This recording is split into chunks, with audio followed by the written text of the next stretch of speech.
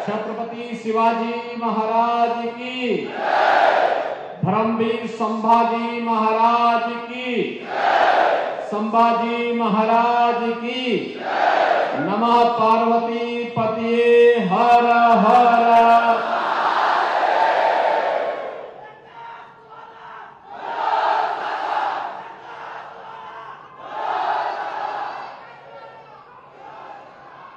छत्रपति शिवाजी महाराज की इस पावन धरा को कोटि कोटि नमन करते हुए यशवंत नगरी कराड़ की इस भूमि पर प्रथम पूज्य गणपति महाराज नाइकबा देवस्थान के पावन धरा को कोटि कोटि नमन करते हुए आप सभी बंधु बांधवों का मैं हृदय से अभिनंदन करता हूं, स्वागत करता हूं। मंच पर उपस्थित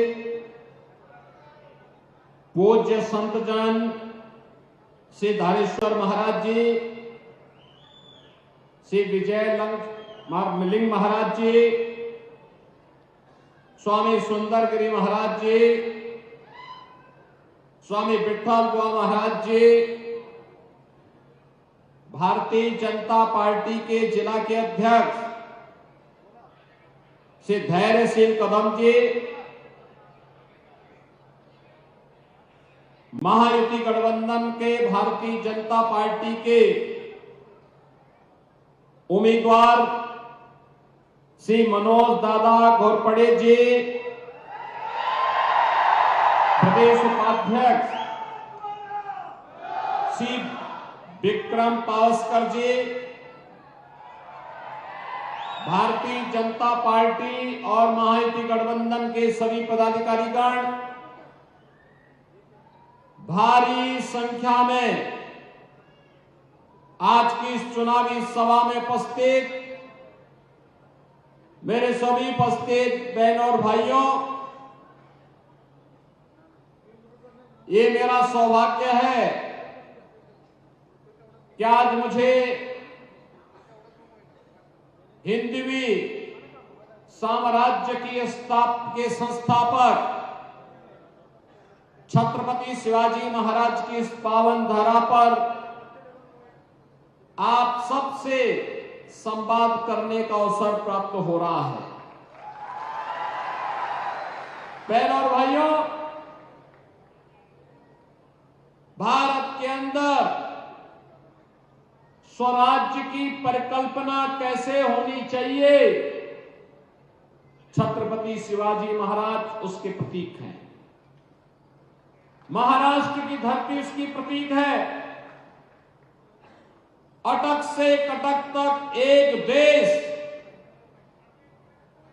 का भाव कैसे जगना चाहिए, पेशवा बाजीराव उसके प्रतीक हैं। सामाजिक समता का माहौल कैसे बनना चाहिए, इसी धरती ने महात्मा फुले को दिया। स्वराज मेरा जन्म सिद्ध अधिकार है, मैं इसे लेकर के रहूंगा। इसका उद्घोष करने वाले, गणनायक से लोक नायक बनने वाले बाल गंगाधर तिलक इसी महाराष्ट्र की धरती ने भारत को दिया था। 1857 के प्रथम स्वतंत्र समर को, जिसे कुछ कथित इतिहासज्ञ क्रांति मात्र कहते थे, उसे प्रथम स्वतंत्र समर कहने वाले वीर सावरकर, जिन्हें एक जन्म में दो आजीवन कारावास की सजा हुई, ऐसे वीर सावरकर इसी महाराष्ट्र की देन है। महिलाओं की सशक्तिकरण के लिए महिला शिक्षा आवश्यक है, इसका भाव जगाने वाली सावित्री बाई फुले इसी पावन धरा की बच है। ऐसी पावन धरा को कौन नहीं नमन करना चाहता है। पूरा राष्ट्र कृतज्ञ भाव के साथ महाराष्ट्र का अभिनंदन करता है, स्वागत करता है। और इसीलिए 2017 में उत्तर प्रदेश में जब मुझे मुख्यमंत्री बनाया गया, मैं आगरा गया था।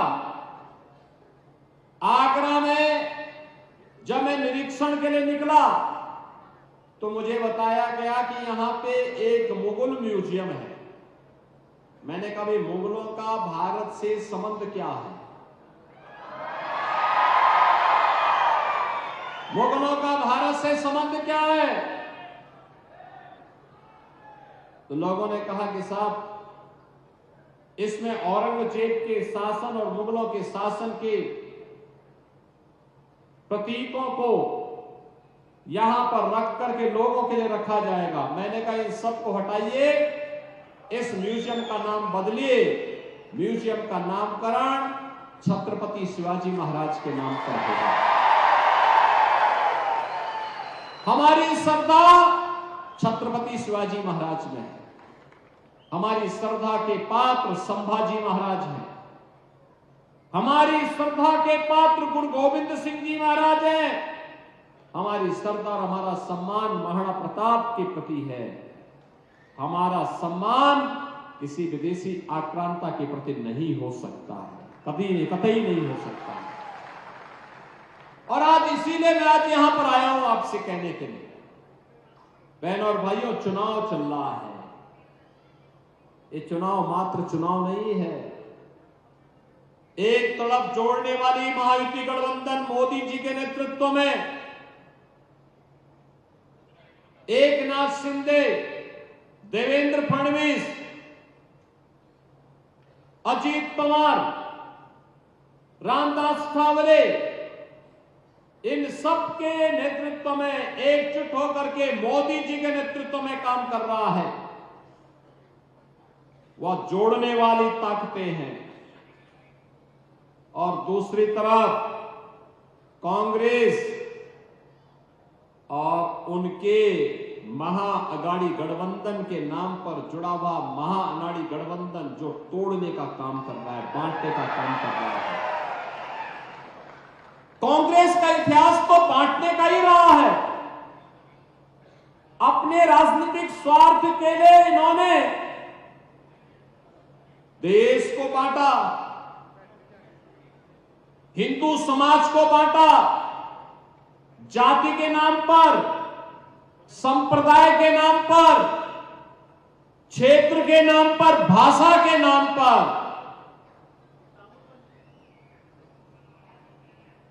कांग्रेस के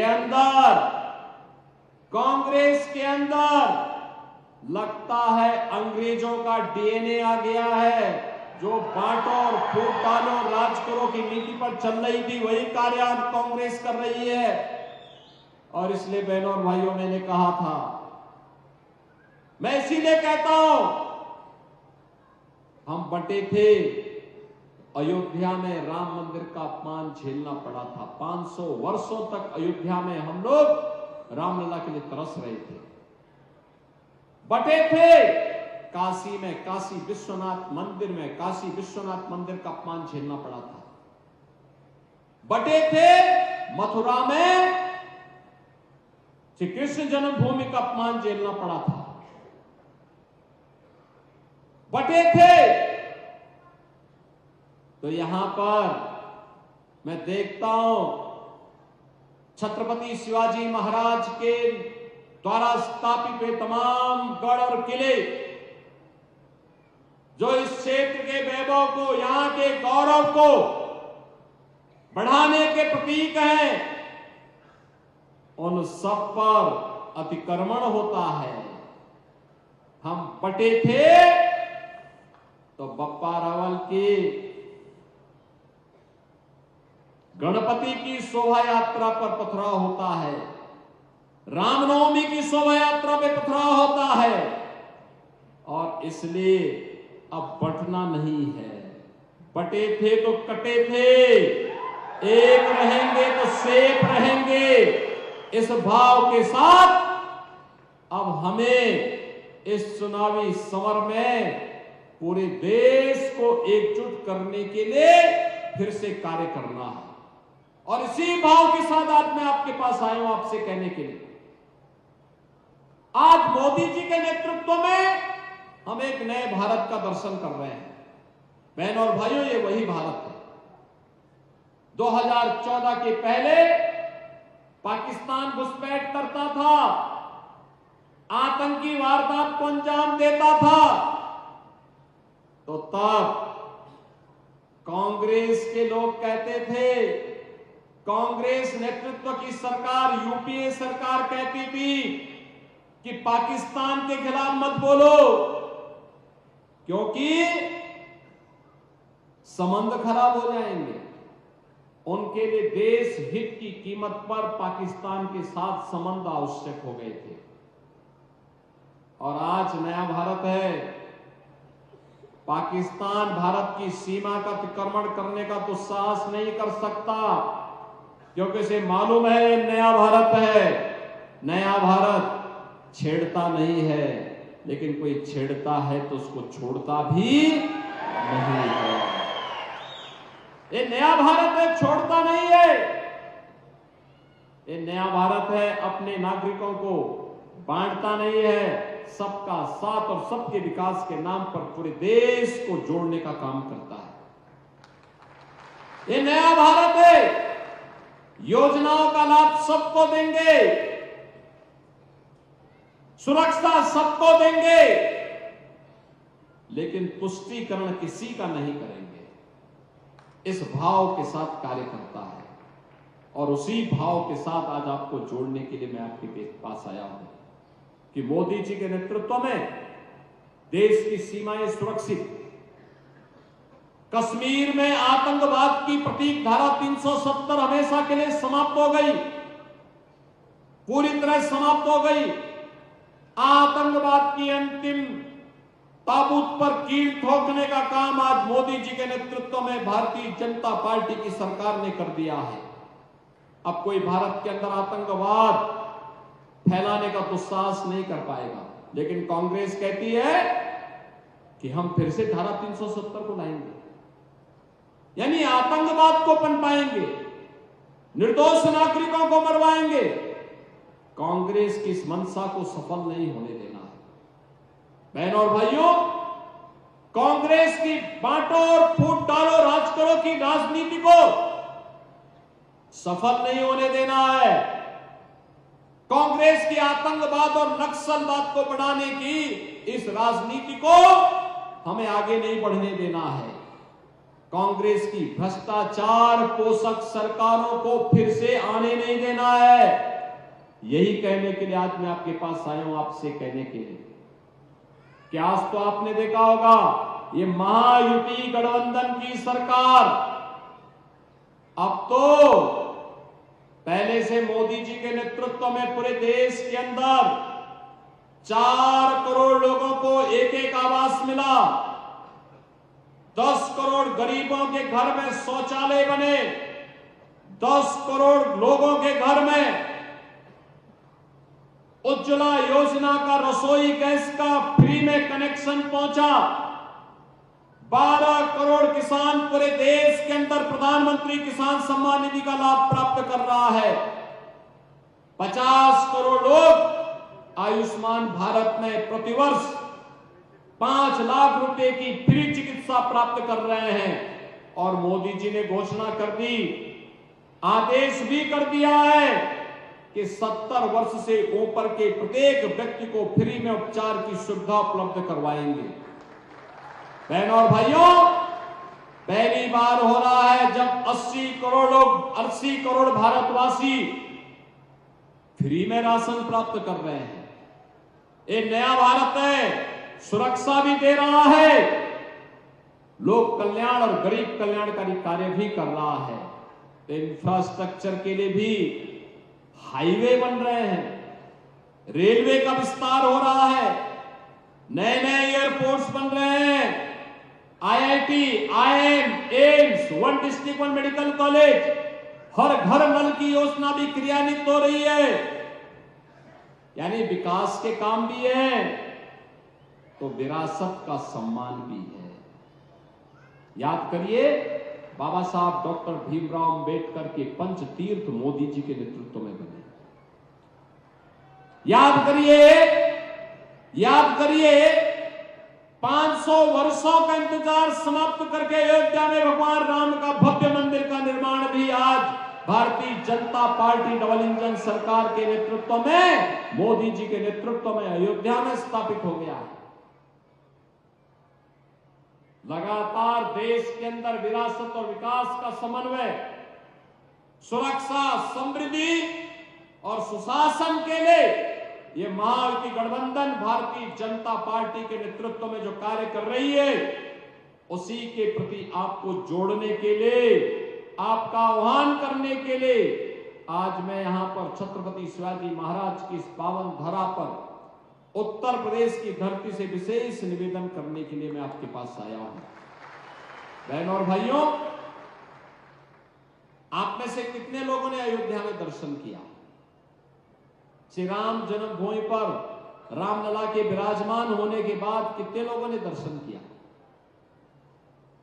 अभी कम संख्या है और मैं धैर्यशील कदम जी से और मनोज दादा घोड़परे जी से कहूंगा कि चुनाव के बाद यहां से एक ट्रेन भर करके लेके आइए, अयोध्या में दर्शन कराइए।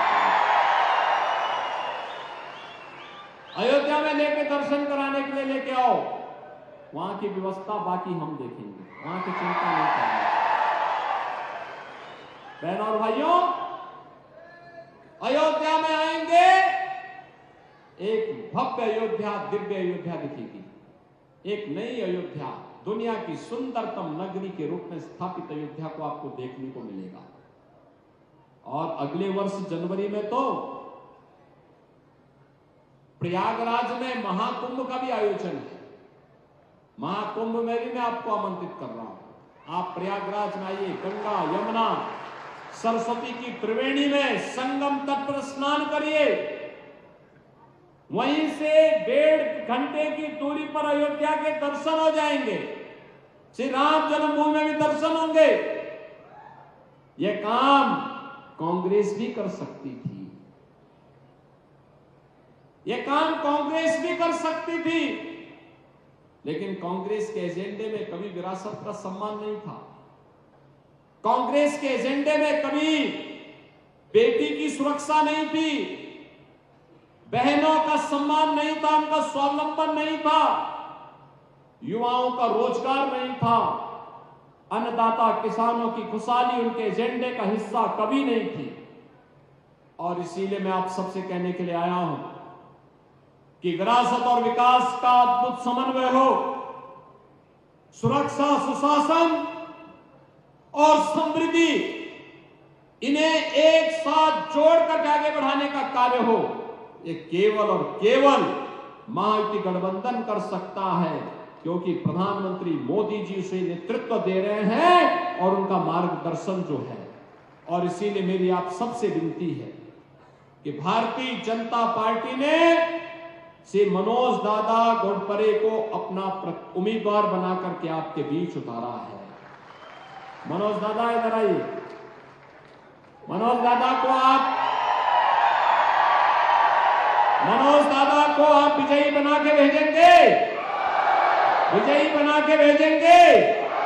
जहां तक मेरी आवाज जा रही, दोनों हाथ ला करके बोलो, जहां तक आवाज जा रही है मेरी, सभी लोग विजयी बना के भेजेंगे।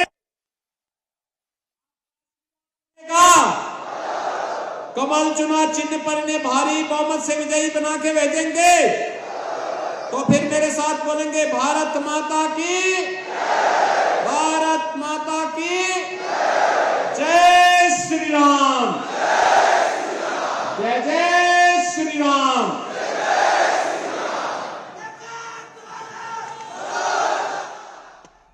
तो कराड़ विधानसभा